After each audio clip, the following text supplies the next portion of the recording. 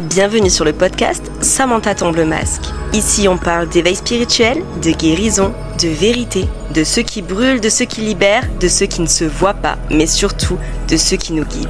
Je suis Samantha, énergéticienne, mentor et femme en chemin. Je suis là pour te parler sans filtre, te parler d'âme et te parler de toi. Tu veux te réveiller, te libérer de tes blessures, tomber les masques que le monde t'a collés.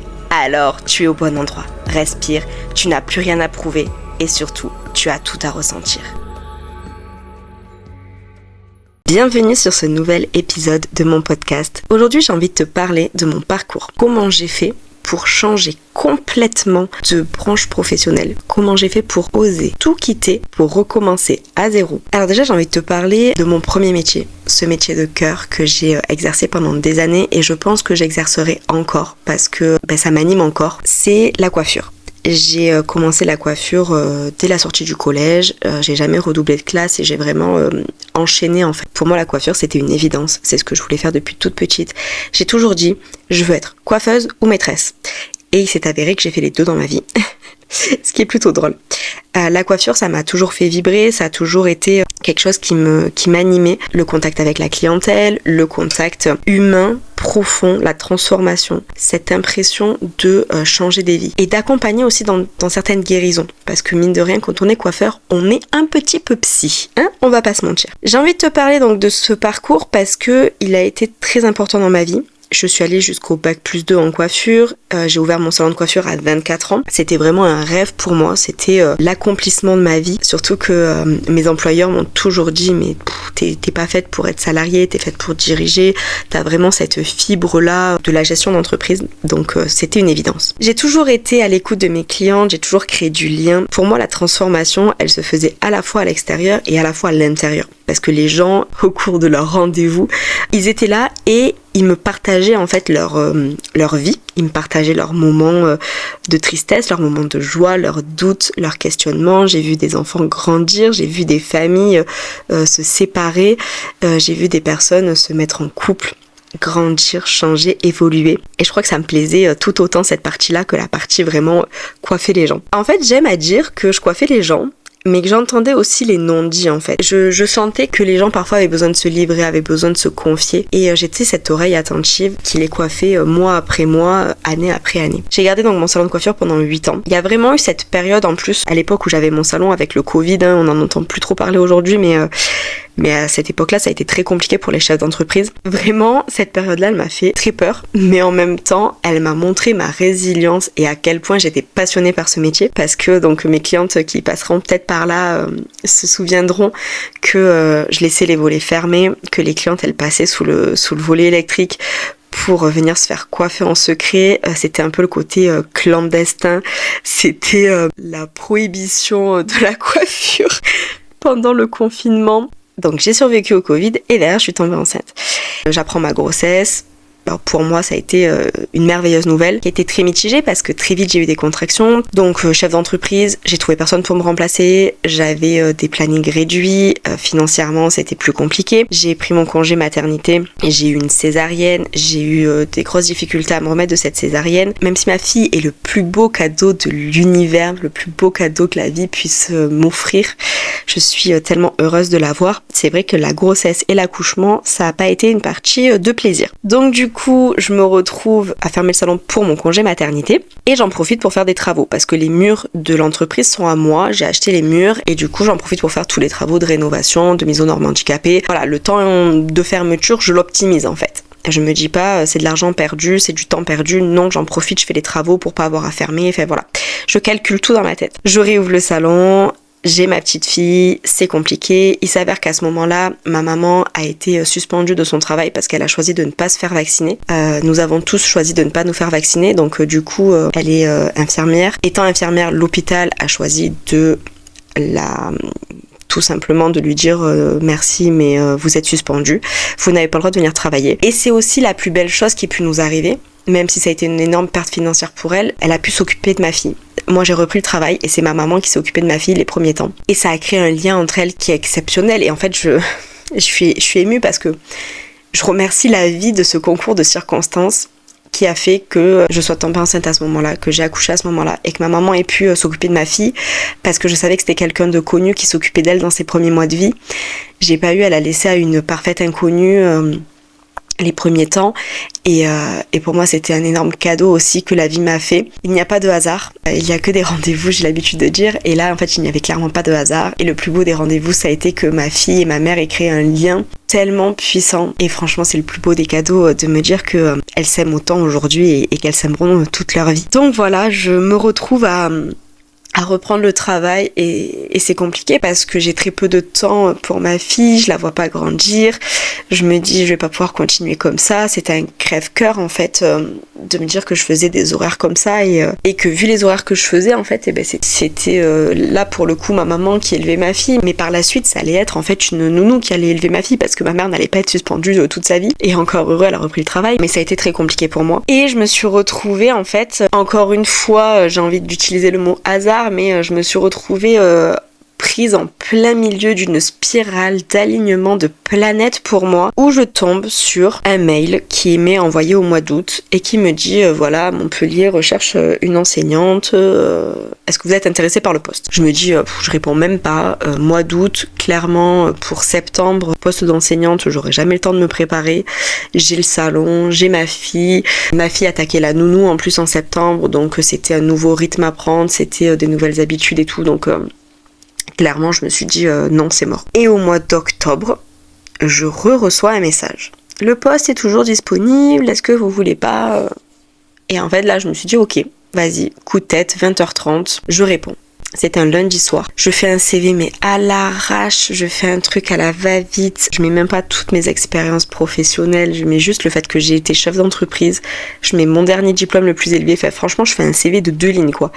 En temps normal, je n'aurais jamais fait ça. Je suis ultra carré, ultra professionnelle et je t'aurais fait un CV qui retraçait l'entièreté de ma carrière professionnelle.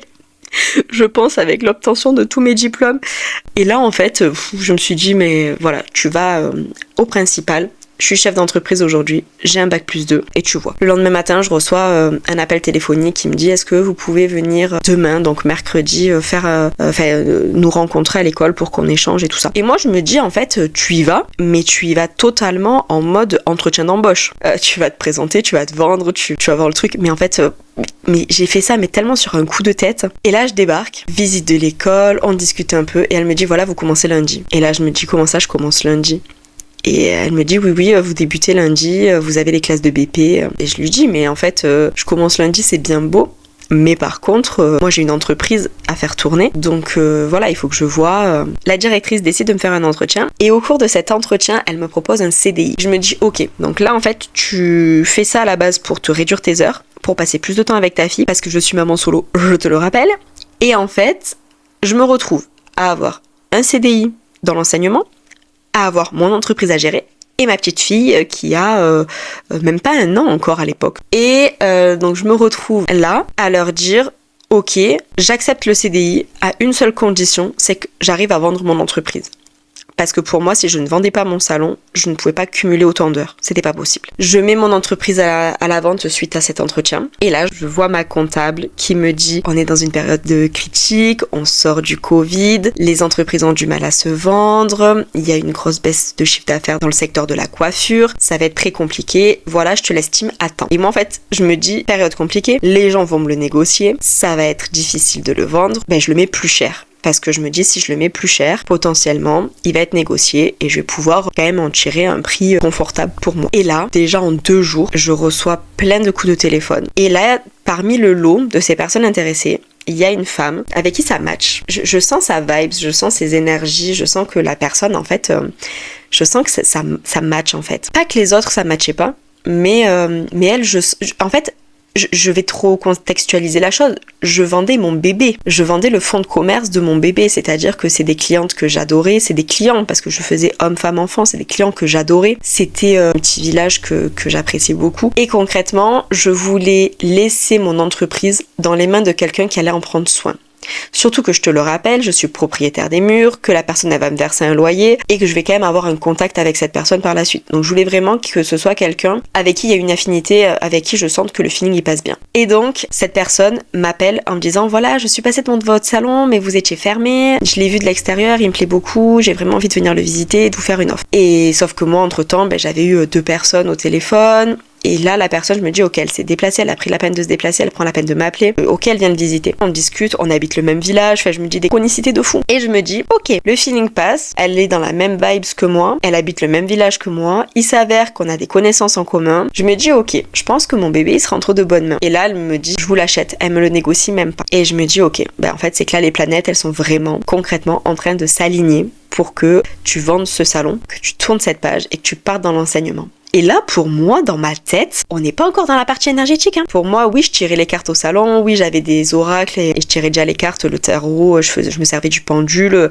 je faisais déjà des choses, je tirais les cartes à des clientes un peu privilégiées. Mais pour moi, à aucun moment, je vends mon salon pour devenir énergéticienne. Moi, je vends mon salon pour devenir enseignante. Donc là, en fait, à la base, je voulais ralentir. L'univers me pousse à foncer, accélérer les choses pour vraiment clairement m'aligner avec mon chemin de vie. Mais je me retrouve sur une vente qui a pris 4 jours. Là, l'univers, il est en train de me dire « Ok, c'est le moment, tu dois y aller, tu dois partir dans l'enseignement. » Pour moi, je me dis « Ok, c'est l'enseignement, c'est le métier de ta vie, en fait. » Les portes sont en train de s'ouvrir, je pars dans l'enseignement, je m'occupe plus du tout du salon, ça y est, c'est terminé, j'ai du temps pour ma fille. Je la vois grandir, je l'élève, je suis là pour la poser chez la nounou, pour la récupérer, enfin vraiment tout est parfait. Et l'enseignement, je m'essouffle. Je suis enseignante pendant 1 an et demi et là les désillusions elles arrivent. Clairement je me retrouve à travailler dans un environnement qui ne correspond pas à mes valeurs. Pour moi être enseignante c'était transmettre mon savoir, transmettre mes compétences et j'ai cet objectif de me dire je voulais que la nouvelle génération soit plus puissante que ma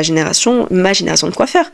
Mon objectif en transmettant mon savoir c'était de leur transmettre ce que je savais faire pour que eux derrière ils fassent encore mieux. Sauf que là en fait les personnes que j'avais en face de moi n'étaient pas réceptives. Donc je dis pas tous, c'est pas vrai. J'ai encore des contacts avec beaucoup de mes anciens élèves, mais il y a une partie de ces élèves où malheureusement pour moi c'était pas possible. De me dire je continue à travailler dans ces conditions-là où notre point de vue d'enseignant n'était pas respecté. Donc je me retrouve en fait avec un écart tellement important entre mes valeurs et le système éducatif tel qu'il était présent dans cette école que je me dis en fait c'est plus du tout aligné. Mon feu intérieur il est complètement en train de s'éteindre et là c'est plus possible. Mais entre temps pendant ces 1 an et demi où j'ai travaillé là-bas, j'ai continué à me former dans l'énergétique, j'ai continué à développer certaines choses. Donc quand je dis me former dans l'énergétique, c'était surtout la partie protection, ancrage, c'était faire les choses bien pour que mes clientes qui viennent en rendez-vous derrière ne prennent pas de risques parce que l'énergétique, suivant ce qu'on fait, ça peut être un danger. Concrètement, quand on bouge les énergies, on peut vite se retrouver avec des catastrophes. Parfois, au lieu de faire du bien, on fait du mal malheureusement. Donc je voulais vraiment ne pas faire de mal et faire que du bien. Donc j'ai décidé de me former pour avoir un cadre, une structure et une posture professionnelle. Donc je me retrouve à me dire ok, si tu restes dans l'enseignement, ça te pompe ton énergie parce qu'en fait t'es pas épanoui au travail, t'as plus de temps pour développer ton autre activité à côté, c'était un peu compliqué et donc là je décide de quitter l'enseignement et de me mettre à mon compte. Donc je sors en fait de cette partie enseignante, donc je suis formée, j'ai créé vraiment un environnement éthique autour de moi, je me suis vraiment positionnée dans une posture où je veux être alignée avec ce que je fais et du coup je décide de lancer officiellement mon entreprise d'accompagnement énergétique, donc où je vais faire à l'époque des soins énergétiques et des tirages de cartes. Soins énergétiques à l'époque que je pratiquais au pendule, aujourd'hui ça a complètement évolué parce qu'il y a d'autres choses qui se sont produites dans ma vie et qui ont fait que aujourd'hui je me suis reconnectée complètement avec mon intuition, avec mon canal médiumnique et ça c'est vraiment puissant. Et aujourd'hui je me dis voilà, j'ai une entreprise qui correspond à mes valeurs et qui va même au-delà de ce que j'avais imaginé parce que moi je comptais faire juste des soins et tirer les cartes et aujourd'hui je participe à des événements, j'ai créé 2 podcasts parce que j'ai co-créé un podcast plus là celui-ci. Là je me dis en fait concrètement dans ma vie j'ai quitté un métier que j'aimais pour refaire un métier que j'aimais au final parce que j'ai quitté la coiffure, j'ai laissé tomber les ciseaux mais comme j'ai jamais en fait laisser cette flamme en moi de transformation, elle s'est remise en marche autrement. C'est-à-dire que à l'époque, je transformais en coupant des cheveux et aujourd'hui, je transforme les femmes en transformant leurs énergies et en transformant leur manière de penser. Donc aujourd'hui, clairement, je peux dire que la coiffure m'a appris le toucher, l'enseignement m'a appris la transmission et l'énergétique, en fait, m'a appris à écouter l'invisible. Tout était déjà là. Il fallait juste, en fait, que je me rappelle qui j'étais pour venir reconnecter à tout ça et à cette puissance-là, en fait. Donc avec le recul, je me dis que tout s'est passé exactement comme ça devait se placer. Les planètes se sont totalement alignée. C'est pas pour rien aussi que je suis passée dans l'enseignement. Tu le découvriras dans un prochain épisode. C'est pas pour rien que je suis passée par cette entreprise. Et aujourd'hui, je suis heureuse, épanouie. J'ai du temps pour ma fille, je la vois grandir. J'ai du temps pour développer mon entreprise, pour développer tout ce qui me passionne autour de cette entreprise. J'ai aussi fait des rencontres merveilleuses entre-temps. Des collaboratrices, des mentors, des personnes qui m'inspirent, des femmes puissantes. Et aujourd'hui, j'ai vraiment envie de dire qu'il n'y a pas de hasard dans la vie. Il n'y a que des rendez-vous. J'espère en tout cas que ce podcast t'a plu. Aujourd'hui, une fois de plus, j'ai tombé le masque. Et toi, tu attends quoi? Si tu veux continuer ce chemin à mes côtés, abonne-toi et partage cet épisode. Pour échanger sur cet épisode, me donner ton ressenti et ton point de vue. Retrouve-moi sur samantha.ruiz.soulhealing. Tu y trouveras des guidances, des prises de conscience et des petites pépites énergétiques à glisser dans ton quotidien. Tu peux aussi écouter mon autre podcast, Les Fêlés du Système, où là j'y parle santé, atypie, famille et guérison, accompagnée d'Isabelle Gonin, une thérapeute. Une zoothérapeute, je dirais même. Je prends aussi des personnes en séance pour des soins énergétiques ou des guidances. Tu peux retrouver tout ça sur mon Instagram. Alors toi, est-ce que t'es prête à tomber un masque de plus? Parce que moi oui, je te dis à très vite dans tes oreilles.